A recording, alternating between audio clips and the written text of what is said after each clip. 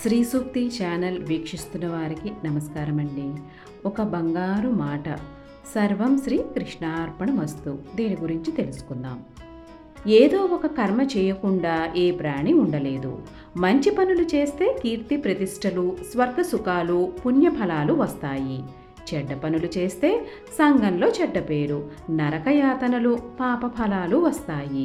ఇలా పాపపుణ్యాలు చేస్తూ స్వర్గ నరకాలను అనుభవిస్తూ మరల జన్మలు ఎత్తుతూ ఈ జన్మ మరణ సంసార చక్రంలో ఉండిపోవలసిందేనా, లేక మోక్షం పొందడం ఉందా అని మనం విచారించడం సహజం. మనలోని ఈ విచారాన్ని దూరం చేయడానికే గీతలో శ్రీకృష్ణ భగవానుడు చక్కని మార్గం చూపాడు. అర్జున, నువ్వు ఏ పని చేసినా, ఏమి తిన్నా, ఏ హోమం చేసినా, ఎవరికి ఏది ఇచ్చినా, ఏ తపం చేసినా అదంతా నాకు సమర్పించు.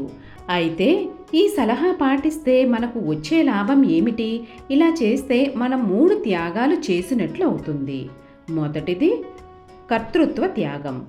ఈ పని నేను చేస్తున్నాను లేదా చేయిస్తున్నాననే అహంకారం వదలాలి.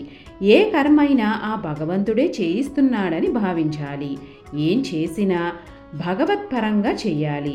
ఇలా చేస్తే నువ్వు పాపపు పనులు చేయడానికి జంకుతావు. కర్మసాక్షి అయిన భగవంతుణ్ణి తలుచుకుంటూ సదా సత్కార్యాలకు పూనుకుంటావు. రెండవది పరత్యాగం.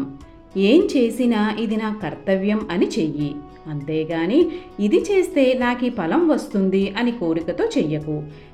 నేనేం చేసినా దాని ఫలం భగవానుడిదే, అన్నీ భగవత్ కైంకర్య రూపాలే అని నమ్ము.